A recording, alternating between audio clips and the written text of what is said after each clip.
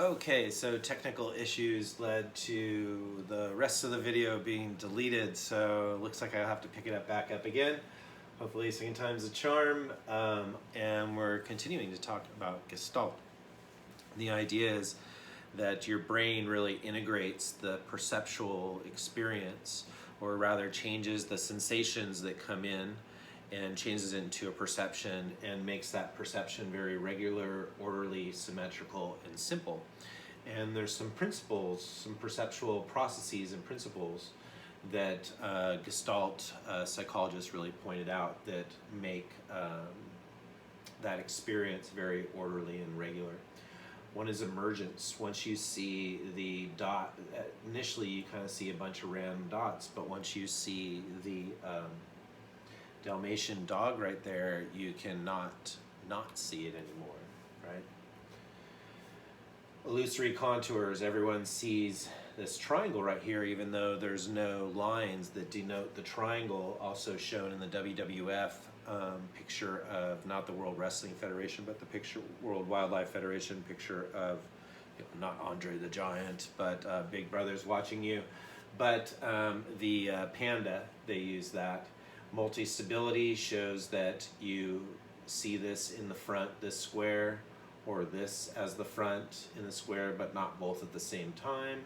And same with the Voss and or the two faces looking at one another. People usually report that they see one or the other. Invariance, notice that the shape changes, but your brain still sees it as the same shape. And so all these examples, the brain is really looking for patterns to make sense of this really kind of random sensory experience that's coming in and make it into a perception that makes sense and simple. And that idea is that the brain really has some innate neural circuitry that, makes the perceptions of all your sensations that are coming in intelligible and having patterns and stuff like that. The idea that object constancy, for example, that two objects can't pass through one another, is this innate tendency, and it's the same with these perceptual experiences too. We just showed a couple, but the way that the brain is really designed over millions of years through evolution to be able to make sense of that perceptual experience and give you a really clean and orderly perceptual experience. That is different than behaviorism, where they posited that your mind is a tabula rasa, a clean slate, and that your experiences really shape it. There's no internal innate neural circuitry. And it's kind of reminiscent back to the discussion of Plato and Aristotle, and how Aristotle was saying, hey, we learn through the senses, and that's empiricism and the birth of science in a lot of ways. It's interesting to see how that still was a discussion, right, between innate, are there innate structures, or do we learn through experience? With behaviorism, the idea with stimuli and responses is how we learn. John B. Watson was the founder of behaviorism. B.F. Skinner was a real popular guy too within that psychological approach that emphasized the role of environmental forces in producing behavior, and that certainly was true with little Albert, where the environment was very influential on little Albert's development of fears of rats. And go ahead and click that link and you can see that, where they paired loud sounds with the rat. Prior to that, little Albert was not afraid of rats, but then after that he became afraid of rats and all white fluffy things. So the idea is that you learn through essentially rewards and punishments, and over time that's what shapes your behavior. As you can see right here, this is an example of Pavlov's dog. There is Pavlov's dog right there, and there's Pavlov. And of course, dog salivates when you give him food, and then you ring the bell. Obviously, the dog doesn't salivate. You ring the bell right before you give the dog food, and you want to do it right before, and you do that over time, consecutive times. And then when you ring the bell, the dog thinks he's going to get fed, and he's pairing those learning experiences there. And that was classical conditioning, is what Pavlov really found. And the behaviorist said, stop studying mental events that cannot be directly observed, measurable and observable behaviors, and how they're influenced by changes in the environment is what they want to study. Behaviorism dominated psychological research, certainly well in through the early 1960s. And then the next slide, we'll talk about humanism and how that was kind of a counter-reaction to behaviorism and their view of the world, their philosophy. One of the areas which was that the world is deterministic, as well as your mind is deterministic, that you don't have any free will to choose, that all your future choices, as well as your past choices and your current choices, are influenced by preceding events that had to do with stimulus response or rewards and punishments.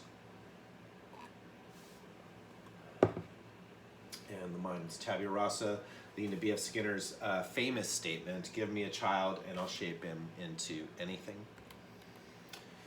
Well, Carl Rogers, Abraham Maslow, a lot of people in the 60s were like, this deterministic world is just a little too depressing. And so let's try and find out if there's some good in people, and let's study the healthy people and how they live their lives.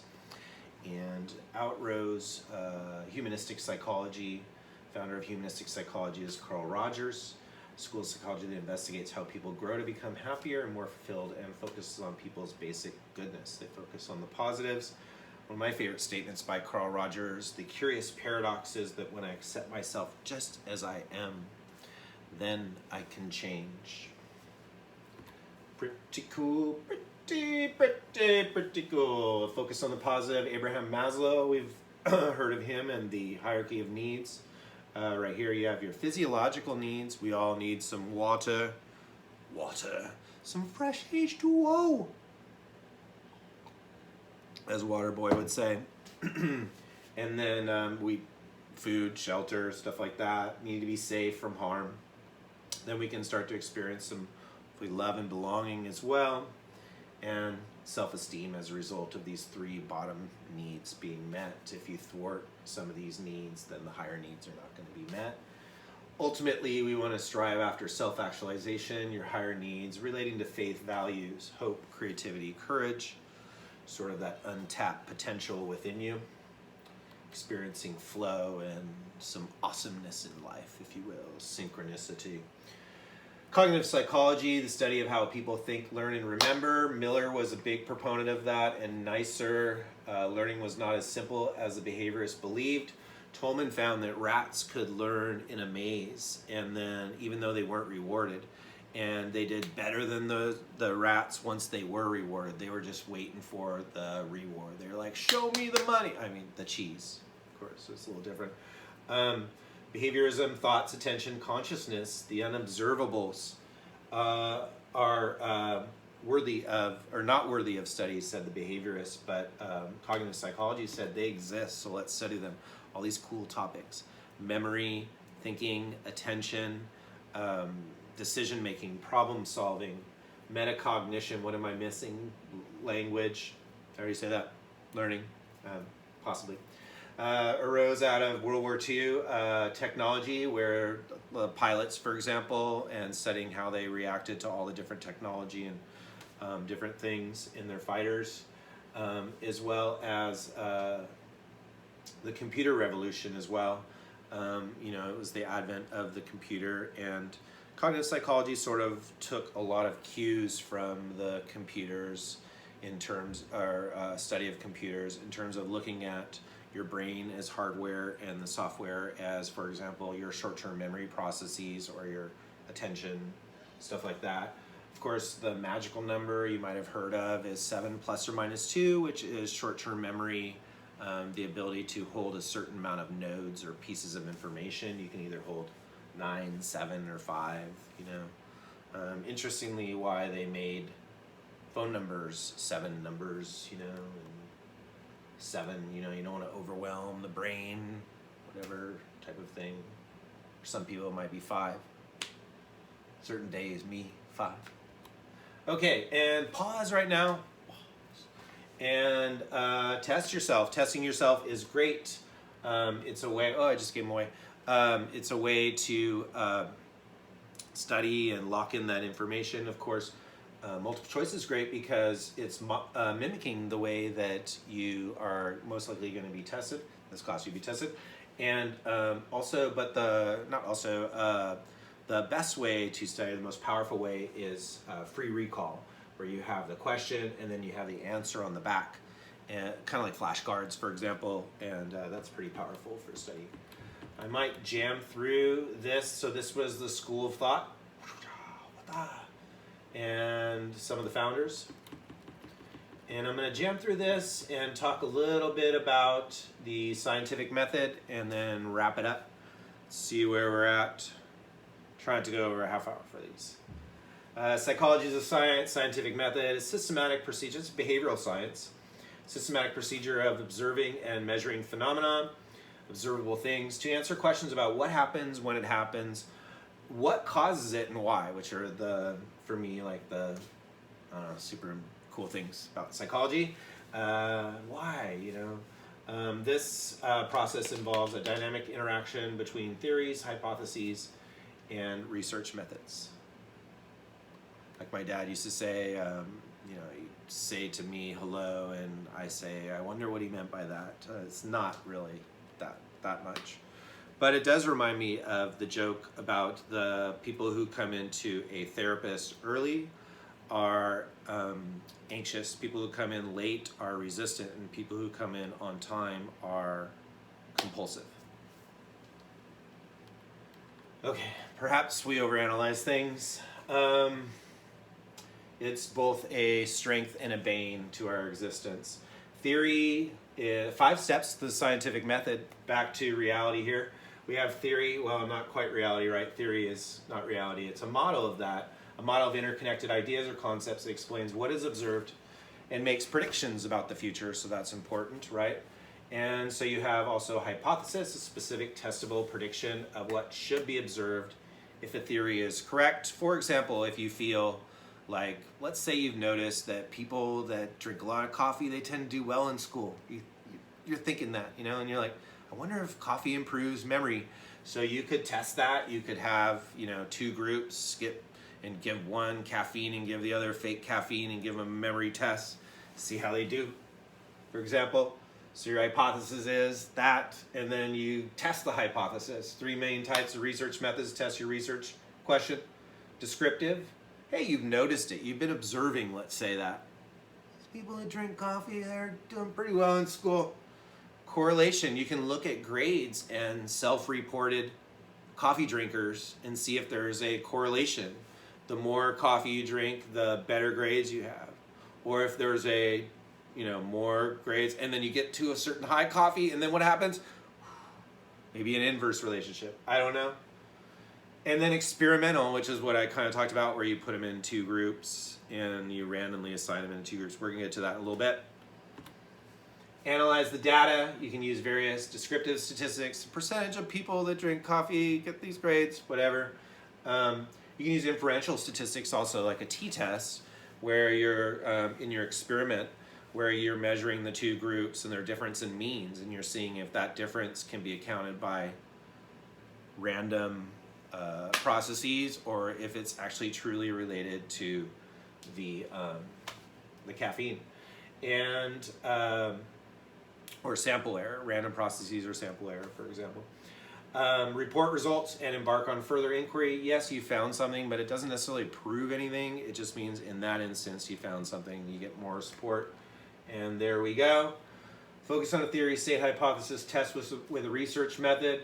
I gave you, the book gives you the example of the alcohol. So what you do is you're wondering, does alcohol affect driving? Of course it does. Randomly assign people to 2 groups. Let's test it. Test our theory.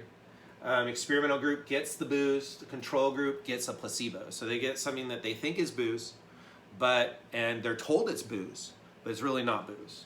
Why do you do that? Because you can give someone something and tell them it's booze, and they'll be like, half hour later, oh my God, I'm so buzzed. I can't believe I did that. Took that picture on the photocopier, or whatever it is that people do these days, at the work party.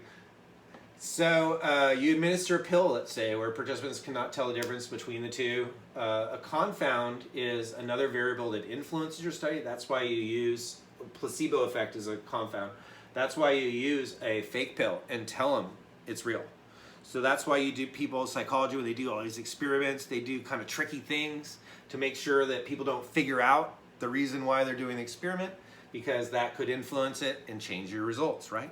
Because what you want to do is you want to, in an experiment, you want to isolate every single factor that's going to influence your study other than what you're studying, which is called the independent variable.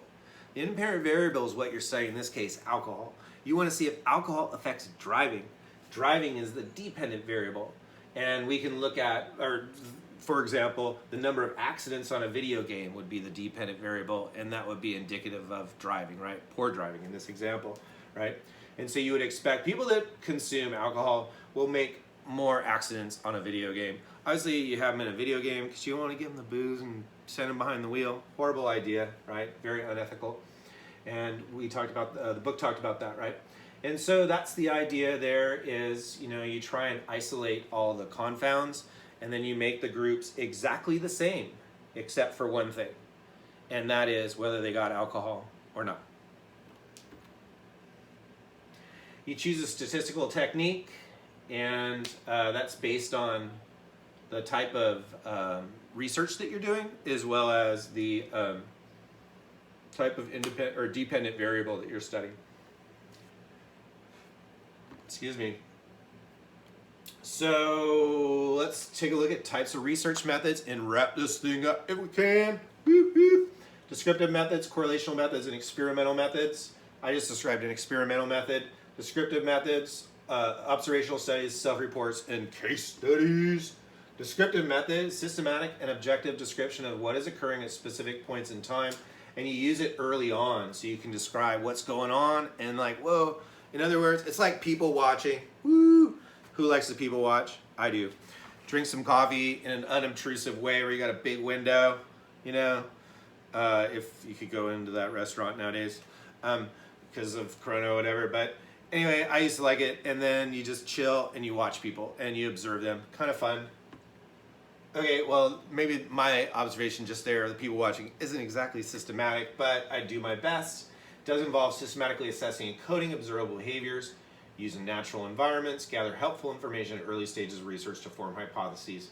So you're really systematically assessing and coding, making sure that your assessments of their behavior are properly defined ahead of time, you know, and that type of stuff. And that's the idea of systematically assessing and coding. It's called an operational definition. I don't think we're going to touch on it in this chapter. Observational study. There's some cons. The good things, using natural environments, right? Get helpful information. The bad things, you got bias, you got reactivity, and you got Hawthorne effect. We're running out of time, so I'll let you review those, and they are also in the chapter. Self-report, questionnaires. Case studies involve intensive examination of few unique people organizations used effectively people with brain injuries, as well as people with psych disorders. You can get a lot of information from people as it provides a more intimate setting where you can ask them questions, you know, not just on a survey where you're just like, all right, on a Likert scale, 1 to 7, how do you feel, or whatever kind of thing. Cons can be subjective, no control over extraneous variables. For example, it's hard to know the cause of a psychological disorder or the cures. You know, you're just talking to them and other life events could be affecting it and not just your interaction with them. And as such, results are not generalizable to the population, meaning you can't extrapolate from one person their experience and say this is the way the population might be affected by this variable, for example, that you're studying. Correlational methods. Research methods that involve, that examine, how variables are naturally related in the real world. Researcher makes no attempt to alter the variables or assign causation between them.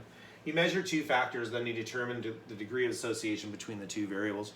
For example, do people that exercise more, do they have better grades? Well, that seems to be a positive correlation, right? What if they exercise too much and then they don't study? A might go down, right? And so that might be a correlation that and it goes up and then goes down like a parabola. You could also have a negative correlation where you have, as one thing goes up, the amount of alcohol that you drink, your grades go down. So that could be something too. So anyway, you kind of look at those variables, data that's out there, and you see it as one thing varies, the other thing varies, right? And the advantages, you can rely on naturally occurring relationships, may take place in the real world. Disadvantages, you can't determine causal relationships because of directionality and third variable problem. What's the directionality problem? Let's say you survey people, their sleeping habits and levels of stress. So you got a survey, you got lots of data, you're not manipulating anything, right? You're just looking at two things together that co-vary or don't co-vary. And what are they? Sleeping habits and levels of stress. So you find a high correlation between poor sleeping habits and high levels of stress. Yeah, that makes sense, right? Sleep poor, have more stress. That's what that means, high correlation. Well, you don't know which causes which because you're not manipulating the variables, right? If you were manipulating the variable, you can manipulate people's sleep habits, for example, and then you can have them report. Let some people get good sleep, people don't get good sleep, and then have them report their levels of stress right here. Because in this instance, you don't know which causes which. Does poor sleep cause stress, or does stress cause poor sleep? The third variable problem is a little bit different. Might there be another variable that's affecting the correlation is what you ask yourself. Correlation, remember, is not causality. I brush my teeth every morning and the sun rises in the east. Okay, there's a one-to-one correlation. Does that mean that I make the sun rise or the sun makes me brush my teeth? Neither is the case. There's no causation there. We all know that the sun's not rising, but the earth is turning, and thus it appears that the sun is rising in the east. But it's certainly not related to my brushing of my teeth. And then there's experimental methods, research methods that test causal hypotheses by manipulating the independent variables and measuring the effects on the dependent variables. And pause right now and you can test yourself.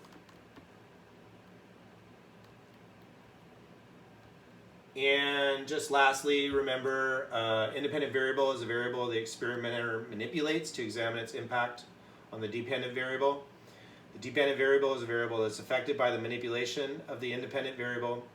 And the operational definition is the detailed description of the variables. I mentioned that earlier. Let me see if I'm going. Yeah, okay, good. The control group in an experiment, a comparison of group of participants who receive no intervention or receive an intervention that's unrelated to the independent variable being investigated. And the experimental group is the one who gets the intervention. So I gave the earlier example of, do you think caffeine affects memory? So you would give the experimental group caffeine and you would give the control group a fake caffeine pill. Control is necessary to determine causality. A properly performed experiment depends on rigorous control. A confound, remember, is anything that affects a dependent variable and that may unintentionally vary between the study's different experimental conditions. So you could have, you're testing both conditions and, the did get caffeine and didn't get caffeine, and one room can be hot and one room could be not hot. Or you could have people come in and you decide to put all the people that come in early in the morning into the experimental group getting the caffeine, and all the people that come in later in the day into the control group, and the confound there would be morning, because you could have smarter people that get up in the morning or whatever. You don't know, and that's the idea there, is you want to basically create two conditions, your experimental group and your control group, where both of the groups are basically the same, except for the experimental group gets the drug, for example, caffeine. And that way you can basically say, with a certain amount of confidence, certainly more confidence than if there were other confounds that were going on, you can say, wow, this effect that I see where these people that did the caffeine did way better on the memory test compared to these, you can say with a pretty much statistical surety using statistical tests that the cause of that is the caffeine. There's no other explanation because there's no other confounds. Random assignment is removes confounds. It's placing research participants in the conditions of an experiment such that each participant has an equal chance of being assigned to any level of the independent variable. So you'd say, well, that's cool. So what if I put all smart people into the experimental group where they're getting the caffeine, and I put people that don't have really great memory into the control group? Like, what's going to happen with my study? Well, that's why you do random assignment, because you figure, like, if you draw names out of a hat or whatever, or random assignment number generator or whatever, you figure that randomly it's going to, if you have enough participants, it's going to equally distribute smart people and not as smart people into both groups. That's the idea here with random assignment. And a random sample is basically what you want to do. Now you have the population that you're studying, let's say people, and well, how are you going to know about people unless you take a sample from all kinds of different people, right? Or if you want to study college students in the US, ideally for a true random sample, you'd want to pull randomly people out of every college in the US. Now, obviously that's, not realistic and pragmatic, so there's other ways that you can do that, and you just note that in the study, but that would be the idea of random sample.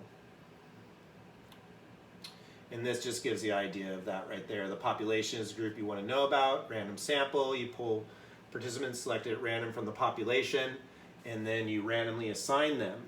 So you pull the random samples, so they're all, these colors denote the different people, right? So you get all kinds of different array of people, which is great.